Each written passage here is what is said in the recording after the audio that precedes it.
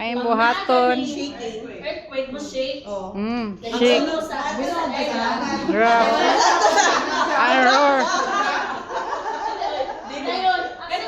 Hindi na siya meaning mo drop ka. Pag ma-observe mo nga drop ang water or receive ang tubig sa atras ang tubig sa dagat. Timahatimahin siya nga naay Shake, graph, and So roar. roar, isa lang roar. Roar. Roar.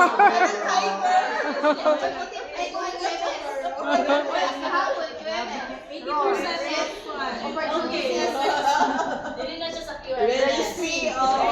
If ever gani nga naamoy madungog nga roar nga duol mo sa dagat, it means nga naghagurus na ang tubig padulong sa Usually, Ma'am Chai, unsay ang tingog, Ma'am Chai? Usually.